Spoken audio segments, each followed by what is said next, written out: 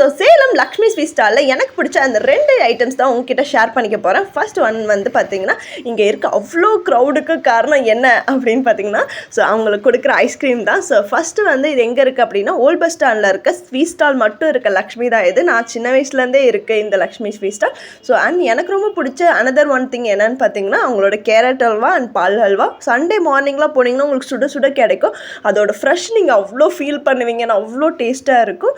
And நீங்கள் என்ன பார்த்தீங்கன்னா, அவங்க செட்டாக ஐஸ்கிரீம்ஸ் கொடுத்துக்கிட்டே இருப்பாங்க. ஸோ நான் சின்ன வயசில் இருக்கும்போது இதோட ப்ரைஸ் என்ன அப்படின்னு பார்த்தீங்கன்னா, ஜஸ்ட் 8 rupees or 9 rupees தான். இப்போ தான் அது 19 rupees 18 rupees மாறிடுச்சு. பட் டேஸ்ட் வைஸ் அவ்வளோ சூப்பராக இருக்கும். கொஞ்சம் நீங்கள் வெளியே எடுத்துகிட்டு வந்தாவே போதும், ஃபுல்லாக மெல்ட் ஆகும். செகண்ட் அவங்களோட கேரட் அல்வா தான். ஸோ அவங்க கேரட் அல்வாவோட டெக்ஸ்சரும் அண்ட் அவங்களோட நட்ஸ் எல்லாம் போட்டு நல்லா குவாலிட்டி செம்மையாக தந்திருந்தாங்க. இவ்வளோ கம்மி ப்ரைஸ்க்கு எவ்வளோ குவாலிட்டியாக தந்திருந்தாங்க தெரியுமா?